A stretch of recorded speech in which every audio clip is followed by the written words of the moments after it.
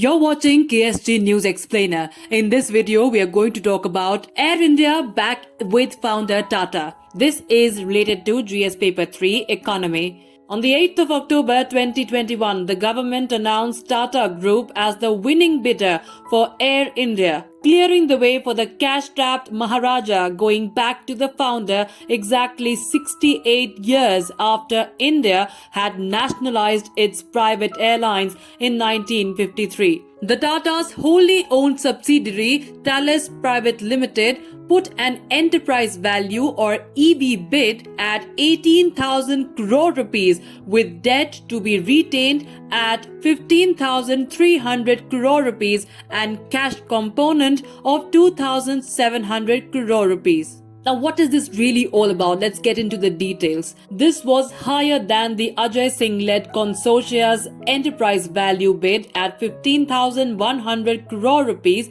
with debt to be retained at 12,835 crore rupees and cash component of 2,265 crore rupees. The sold-to-satellite conglomerate will now take over Air India, that is the merged AI Indian Airlines entity, AI Express, and AI's 50% stake in ground handling firm AISATS before the end of this fiscal. The Tata's bid in the government's third-time lucky attempt to sell Air India was higher than a consortia comprising of SpiceJet promoter Ajay Singh.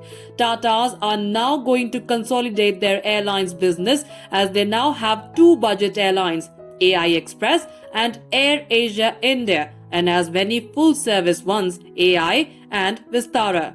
Three airlines are likely to be integrated first. Vistara's 49% stakeholder, Singapore Airlines, will decide on its next step, whether to merge in the Air India fold or remain a separate airline in the coming months. The biggest ever consolidation in Indian airline industry means an end to uncertainty over Air India's survival, as the government had made it clear it will have to shut down the Maharaja that has accumulated debt-cum losses of about 1 lakh crore rupees and loses an additional 20 to 25 crore rupees daily in case no one bought it. Tatas will get AI's intangible assets like 4,400 domestic and 1,800 international landing and parking slots at Indian airports and 900 slots at airports abroad. Air India had a total debt of 60,074 crore rupees